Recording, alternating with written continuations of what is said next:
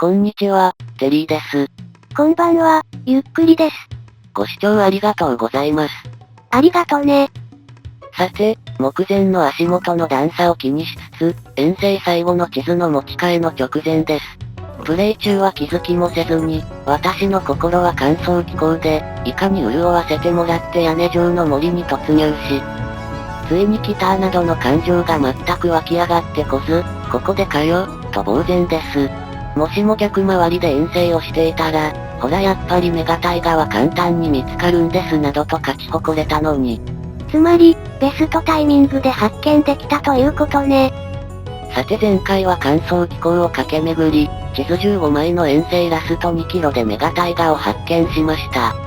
まあもうメガタイガの発見仕方はいいんです。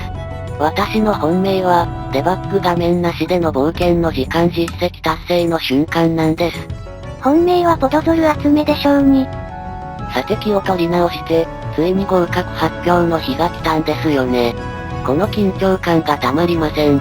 予想では残るバイオームはメガタイガと丘陵だけね。自信のほどは 80% と言いたいところですが、100% です。いくつかのバイオームの識別迷っていた記憶がすっかり飛んでいるわね。なお、これをクリアすれば、バイオーム鑑別技能士3級が取得できます。3級というのが中途半端にリアルよ。この資格は、履歴書に書けば劇的な効果が期待できるんですよね。まあ確実に落ちるわね。さて、おそらく現時点でメガタイガは踏破。残ったバイオームは丘陵ただ一つです。どこで見分けたの？なんとなくです。そもそもメガタイガは、丘陵や突然変異の見極めに自信がありません。さてインベントリを確認すると、意外とポドゾルを持ち帰れそうなことに気づきました。もう使わない作業台とかまどと水蓮の葉はいらず、船は一つで十分です。最後の船が壊れても泳げばいいものね。ポドゾルの必要数は4スタック。冒険の時間の楽しみは後にとっておきます。で、初めてのそこそこ量のポドゾル集めで気づいたのは、メガタイガの木がポドゾルから直接生えていることでした。そして2分もしないうちに、ポドゾル4スタック収集完了です。これで一応、次の建築ターンの材料集めは完了ね。鉄鉱石とディスペンサーを入れ替えた場合は不足はあと3個。少々野戦することも検討しています。まあ雲が湧いたのは地下のようですので、では、冒険の時間実績を片付けに行きます。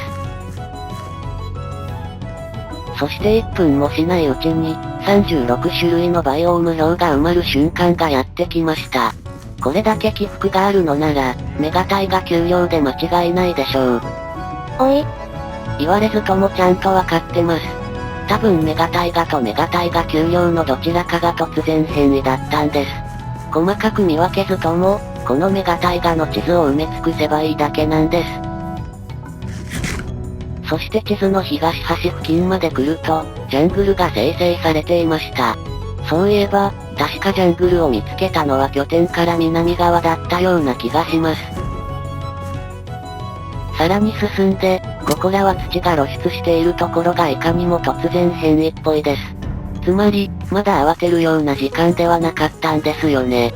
でもさっきいた場所は土が露出していたかしら。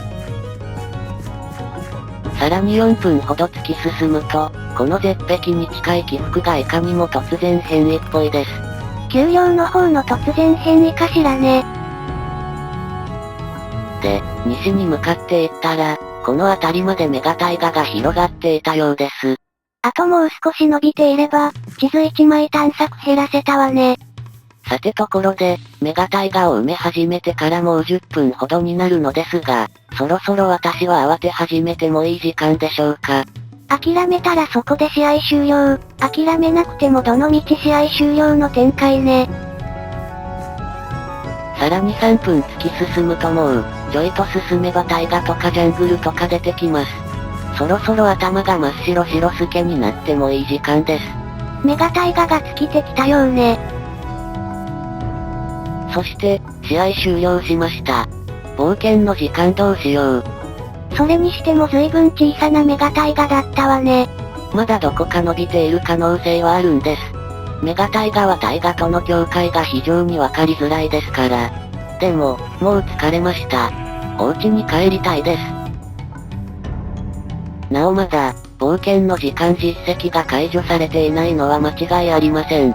高さ縛りでは同じく 1.8 で解除してるので、不具合の可能性は考えにくいです。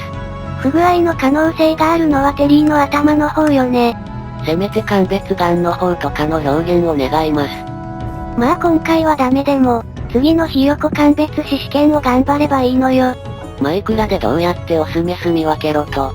そもそも生まれた時から鶏です。さて、地図15枚の今回の遠征はこれにて完了です。なお、デバッグ画面なしでの冒険の時間への挑戦は、企画の目的ではなく縛りの位置づけですので、こなさなくても企画完遂となります。しかしながら、この企画内で意地でもこなす所存です。ひょっとして燃えてきちゃったの？それもありますが、多分なんとかなると思うんです。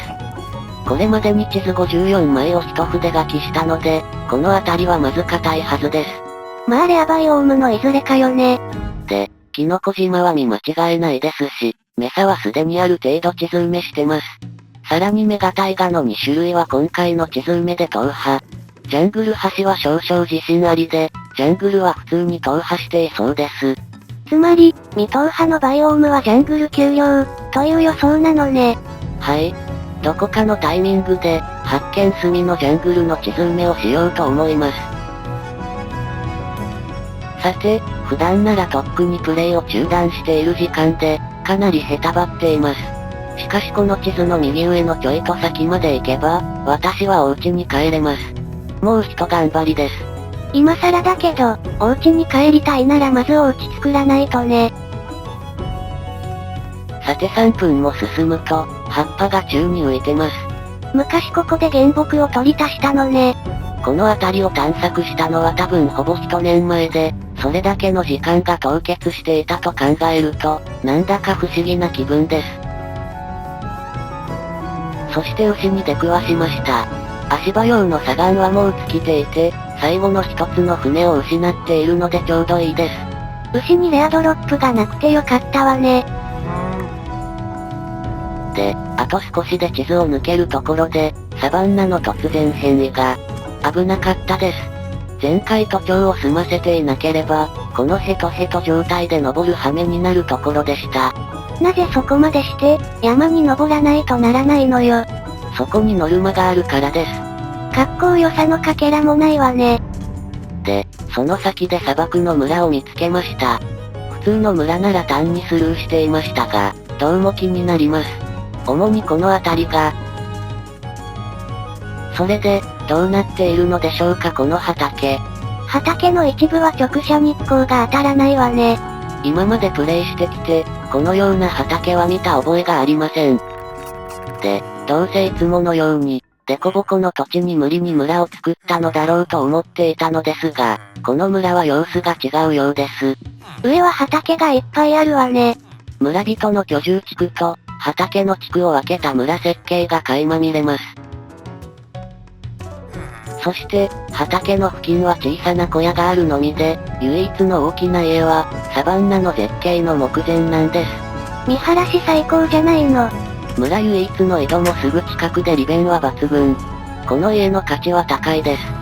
一見して井戸の手入れが悪く、この周囲の治安が悪いように見受けられますが、実はこれ、村人が井戸に落ちにくくする安全設計なんです。ひょっとして、次は不動産鑑定士でも狙ってるの？さてそろそろ、最後に例の畑に立ち寄ってみます。砂を崩したくなるわね。とんでもない。この村の完成度の高さを考えると、私が遊び心で手を入れることは許されません。これだけ起伏がある村だと大抵、足場ブロックを置きながらの移動になるのですが、この村では必要ありませんでした。まごうことなく、素晴らしい村です。さて、それにしても今の村、この企画開始当初に真っ先に見つけていた可能性もあるんです。リスポーン拠点からの距離は、闇の村とほぼ変わらなかったりするんです。もしその時は、あの絶景のサバンナをガリガリしていたってことね。そして、リアルでは1週間半ぶりに、ついに帰ってきました。久しく遠くから眺めていなかったですが、結構でかいです。このどっしり感を見ると安心します。そして、以前落ちた峡谷の穴を埋める一作業をこなしてから、やっと塞ぐ気になったんだ。ついに私は帰ってきました。長かったです。次回は早速建築ターンかしらね。遠征の後片付けやシルクタッチ作成、野戦少々とクラフトで、時間が余れば建築にかかります。では次回も頑張っていきます。それではまたね。バイバイ。